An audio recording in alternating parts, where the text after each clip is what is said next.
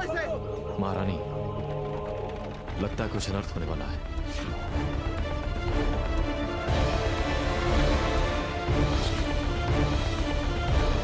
हमें जाना होगा।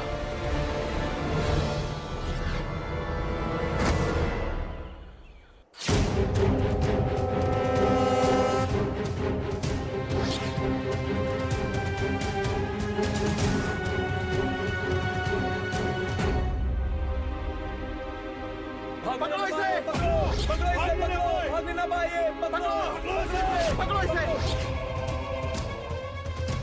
पकड़ो इसे, पकड़ो, पकड़ो इसे, पकड़ो, पकड़ो इसे, पकड़ो, भागने ना पाइए, पकड़ो इसे, पकड़ो इसे।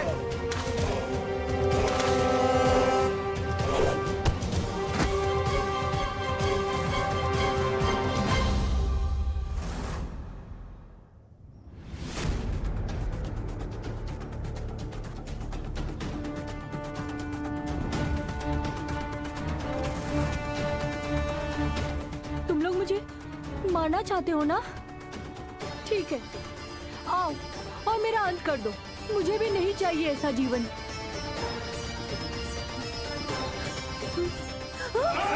ठहरो।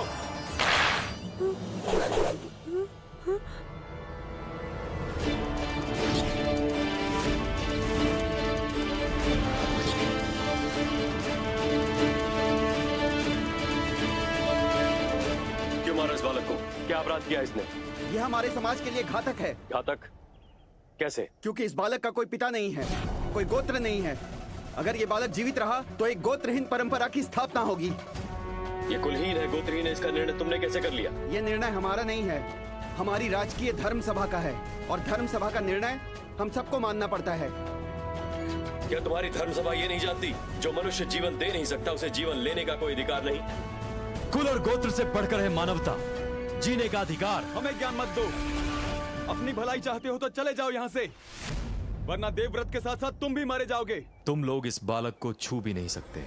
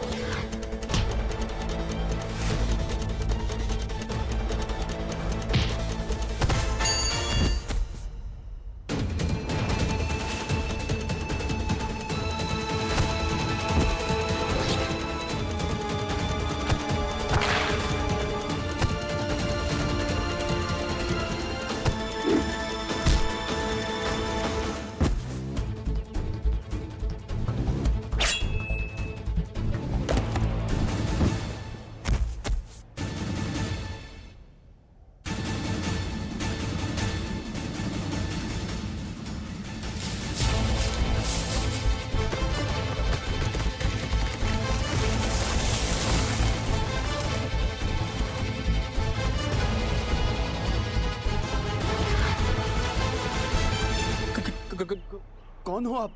कपोतबाज से, शावक सिंह से और कायर सम्राट से उसका परिचय नहीं पूछा करते।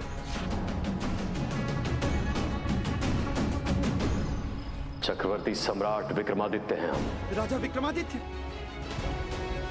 भागो भागो भागो भागो भागो भागो भागो।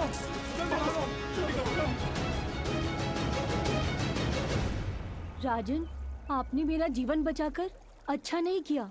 मेरा कोई कुल नहीं, कोई गोत्र भी नहीं, मुझे जीवित रहने का कोई अधिकार भी नहीं। इस संसार में ऐसा कोई भी नहीं है जिसका कोई कुल और गोत्र ना हो। तुम्हारा कुल और गोत्र वही है जो तुम्हारे पिता का है। परंतु राजन, मेरा तो कोई पिता ही नहीं है। ये कैसे संभव है? हाँ महारानी, यही तो मेरे जीवन की विडंबना है। मेरी माँ ने मुझे यही बताया था कि मेरा कोई पिता नहीं है। उन्होंने मेरी अकेले ही परवरिश की है। अकेले परवरिश? हाँ महारानी, और जब मैं थोड़ा बड़ा हुआ, वो मुझे नगर भेजकर स्वयं संन्यास के लिए चली गई। उस दिन से आज तक मैं अपमान और अत्याचार ही सह रहा हूँ, और अब मैं थक गया हूँ इस जीवन से। सच कहते हैं समाज वाले, जिसका कोई पिता नहीं, उसे जीने का कोई अधिकार भी नहीं। देवव्रत, ऐसा नहीं कहते। समाज चाहे कुछ भी कहे, प्रकृति जिसे जन्म देती है उसे जीने का पूर्ण अधिकार भी है। तुम चिंता मत करो, तुम्हारा जीवन सुरक्षित है। हम तुम्हारे कुल और गोत्र का पता लगाएंगे। कहाँ है तुम्हारी माँ? बताओ हमें।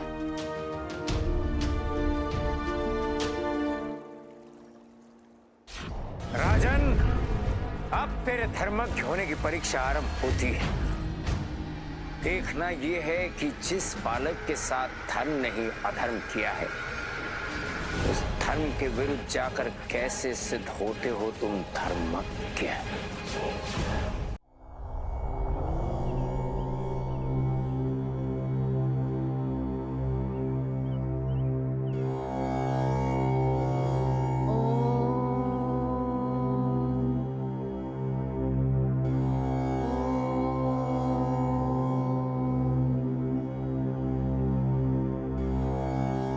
माँ,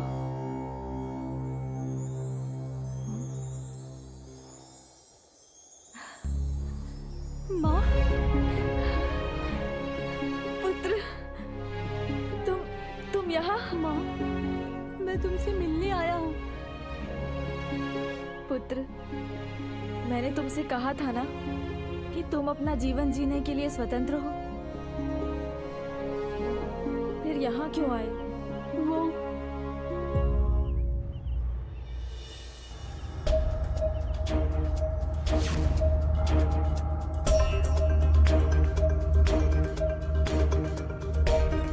कि जीवन की अब बात कर रही देवी, कि जानते हुए भी कि बिना कुल गोत्र पिता के नाम के इसके लिए जीवन जीना कितना मुश्किल होगा, आपने इसे भेज दिया। आप कौन हैं? माँ, ये उज्जैनी के महाराज विक्रमादित्य हैं। इन्होंने ही मेरी प्राणों की रक्षा की है। राजन, आपने मेरे पुत्र के प्राणों की रक्षा की, उसके लिए मैं आपकी सदा आभारी रहूंगी राजन। किंतु मैंने अपने पुत्र से कुछ भी नहीं छुपाया राजन। हमको समझे नहीं देवी, क्या कहना चाहती हैं आप? राजन, सत्य तो ये है कि मैं स्वयं भी नहीं जानती कि इसके पिता कौन है।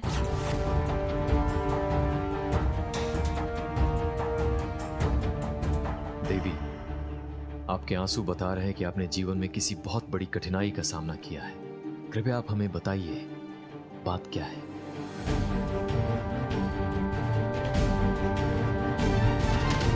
कुछ 12 वर्ष पहले की बात है। मैं काल शमनाय पर्वत पर स्थित भैरवपंथी दंतेश्वर की सेवा में थी। उन्हें और उनके शिष्यों को अनेकों सिद्धियां प्राप्त हैं।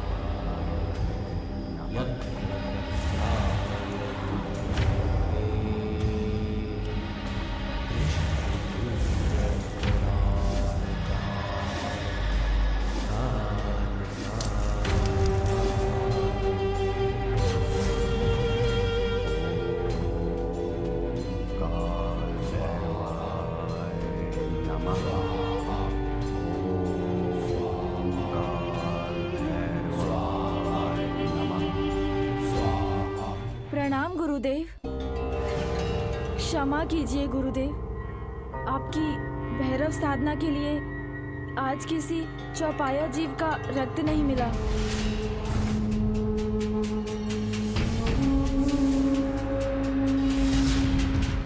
कोई बात नहीं देवी, कलश आगे करो।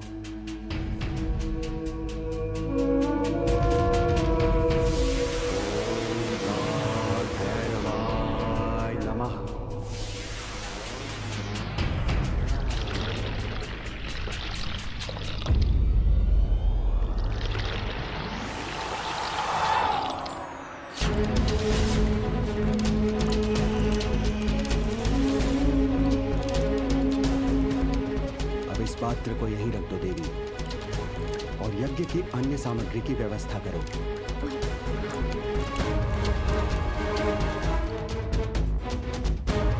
प्रणाम गुरुदेव।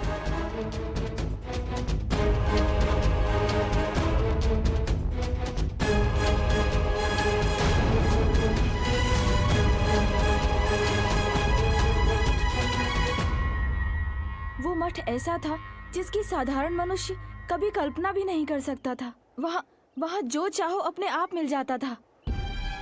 सब कुछ संभव था वहाँ। एक से बड़े एक सिद्ध दिव्य शक्तियों को धारण करने वाले भैरव पंथी रहते थे वहाँ। किंतु मैं नहीं जानती थी कि यही मठ मेरे लिए नर्क सिद्ध होगा। नर्क? भैरव पंथियों का मठ और नर्क, विस्तार से कहिए देवी, क्या हुआ था आपके साथ? श्राद्ध पक्ष का समय था। मुझे अचानक पता चला कि मैं मां बनने वाली हूँ। ये जानकर तो मेरे होश ही उड़ गए। मुझे कुछ समझ में नहीं आया कि ये सब संभव कैसे है। मैं तुरंत ही मठाधीश ऋषि दंतेश्वर के पास गई। ये क्या अनर्थ बातें कर रही हो प्रभावती? गुरुदेव, हमें ये ज्ञात नहीं हमारे साथ ये सब कैसे घटित हुआ गुरुदेव। किंतु गुरुदेव, जो भी हुआ है इस मठ में ही हुआ है। जिस पापी ने हमारे साथ ये अधर्म किया है वो पापी यही कहीं है गुरुदेव। मन तो कर रहा है इस पापिन को यही भस्म कर दूं मैं। गुरुदेव, सत्य तो ये है कि ये प्रभावती कुंटा है, कुलच्छनी है, चरित्रहीन है। इसे इस मठ में रहने का कोई अधिकार नहीं। निकल जा तू यहाँ से। प्रभावती, तुम अब इस आश्रम में रहने के योग्य नहीं हो। किंतु गुरुदेव, इस सब में हमारा क्या अपराध है? मेरा क्या अपराध है? तुम्हारे साथ क्या हुआ, कैसे घटित हुआ, ये हम नहीं जानते, परंतु हम इतना अवश्य जानते हैं कि हमारे मठ का कोई भी साधक इस अपराध में सहभागी नहीं हो सकता। तुम्हें ये मठ तुरंत छोड़कर जाना होगा। नहीं गुरुदेव, हम कहीं नहीं जाएंगे गुरुदेव। नहीं, हम कहीं नहीं जाएंगे। ए स्त्री, तू कहीं भी जा, हमें इससे कोई सरोकार नहीं। और तू इस मठ की पवित्रता को और भंग नहीं कर सकती, चरित्रहीन स्त्री। किंतु हम चरित्रहीन नहीं हैं। हमारे साथ जो भी कुछ हुआ इसी मठ में हुआ है। चुप कर कुलटा स्त्री, तू हम पर लांछन लगा रही है। हम भैरव पंथी संतों के चरित्र पर लांछन लगा रही है। कपाली, इसे इसी समय यहाँ से बाहर निकाल दो। हाँ भुजंग। नहीं, हम कहीं नहीं जाएंगे। काल भैरवाय नमः।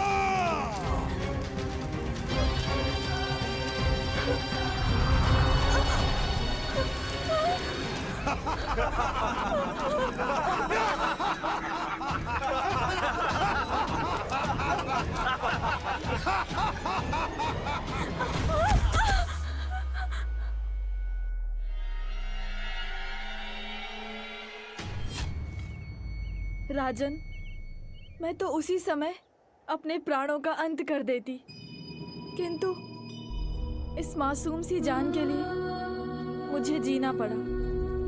क्या अब भी आपको ऐसा लगता है कि मैंने अपने पुत्र से कुछ भी छुपाया है राजन? नहीं देवी, अब धन्य है, और धन्य है संसार की हर माँ और उनकी ममता। ये संसार की विडंबना ही है कि जो स्त्री मनुष्य का चरित्र रचती है वही मनुष्य उसे चरित्रहीन सिद्ध कर देता है। आप पवित्र हैं देवी, अब चिंता मत कीजिए।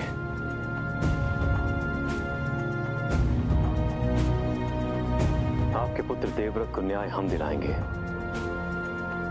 ये वचन है राजा विक्रमादित्य का।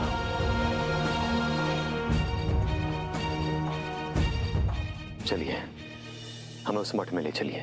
अवश्य। जिन भैरव पंथियों से उस स्त्री को न्याय दिलाने की बात तू कर रहा है वे इतने शक्तिशाली है कि देवों को भी परास्त कर सकते हैं। परीक्षा तेरी बहुत कठिन है राजन। जब बालक के साथ ही धर्म ने अधर्म किया है तो उस धर्म के विरुद्ध जाकर कैसे सिद्ध हो सकता है तो धर्मज्ञ।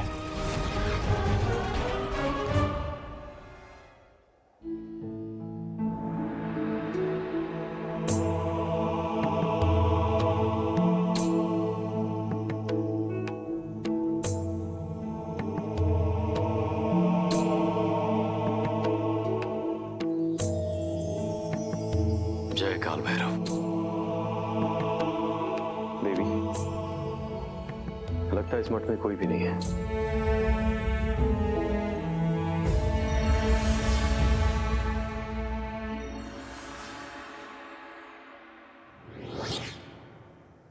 ए युवक, किसे ढूंढने आए हो इस मठ में? कौन हो तुम? क्या परिचय है तुम्हारा? कपोतबाद से, शावक सिंह से और पापी सम्राट से उसका परिचय नहीं पूछा करते। चक्रवर्ती सम्राट विक्रमादित्य हैं हम।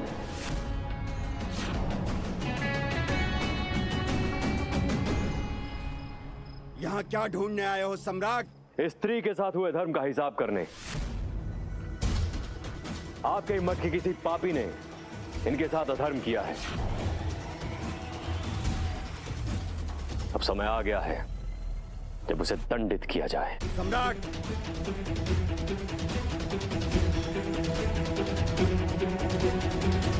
इस चरित्रहीन स्त्री को इस पवित्र मठ में लाने का तुम्हारा दुस्साहस कैसे हुआ? और तू चरित्रहीन स्त्री, और ये तेरा कुलहीन पुत्र, धर्म सभा ने तो इसे मृत्यु दंड का आदेश दिया था। ये अब तक जीवित क्यों है? ये जीवित इसलिए ताकि इसके साथ न्याय हो सके, ये सच जान सके, ये जान सके कि इसका पिता कौन है, कौन है इसकी माता का अपराधी, कौन है इसकी माता के दुखों का कारण। राजन, तुम ये कहना चाहते हो कि यह बालक इस पवित्र मठ के किसी साधक के कर्मों का पाप है? अवश्य। क्या प्रमाण है तुम्हारे पास?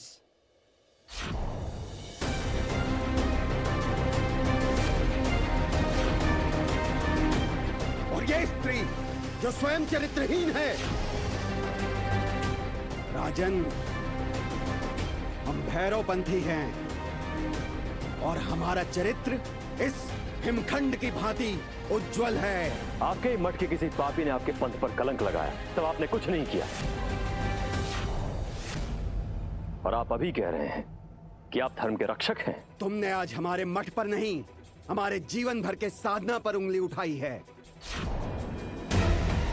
आज मैं ये घोषणा करता हूं, यदि तुम ये सिद्ध कर सके कि ये बालक हम में से किसी का पुत्र है, तो मैं ये मठ छोड़ दूंगा।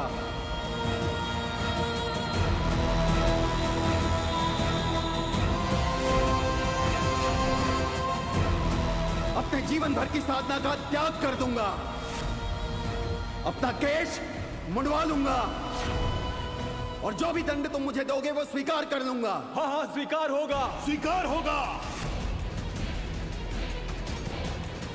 परंतु तब तक तुम्हें हमारे विरुद्ध एक भी शब्द कहने का कोई अधिकार नहीं है।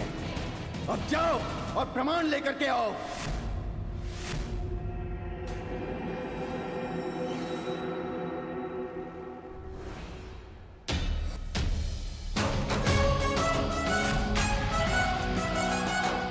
राजन, तूने भैरवपंथियों को चुनौती देकर अपने पराजय की घोषणा कर दी है। इस संसार में केवल एक ही शक्ति है जो भैरवपंथियों से जीत सकती है, वो है स्वयं महाकाल भैरव।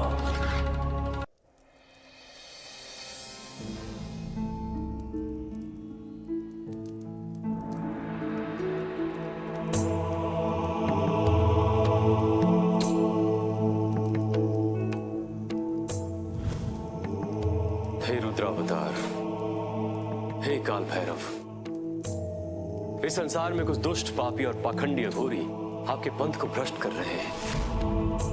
आपकी दी हुई सिद्धियों का प्रयोग अधर्म के लिए कर रहे हैं। यदि ऐसा ही चलता रहा, इस संसार का भैरव पंथ से विश्वास उठ जाएगा।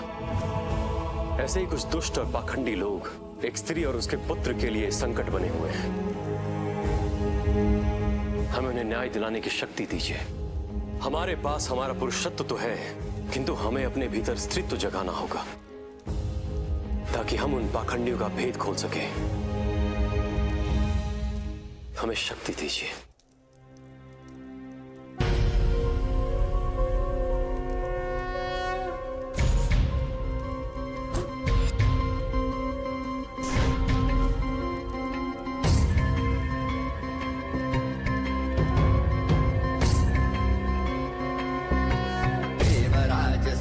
प्रवर्धमान पावनाग्रिपङ्कजं व्यालयज्ञसूत्रमिन्दुशेखरं कृपाकरं नारदादियोगिवृन्दवन्दितं दिगम्बरं काशिकापुराधिनाथ कालभैरवं भजे काशिकापुराधिनाथ कालभैरवं भजे काशिकापुराधिनाथ कालभैरवं भजे कालभैरवाष्टकं पठन्ति ये मनोहरं ज्ञानमुक्तिसाधनं विचित्रपुण्यवर्धनं शोकमोहदैन्यलोभकोपतापनाशनं प्रयान्ति कालभैरवाङ्घ्रिसन्निधिं ध्रुवं काशिकापुराधिनाथ कालभैरवं भजे काशिकापुराधिनाथ कालभैरवं भजे काशिकापुराधिनाथ कालभैरवं भजे।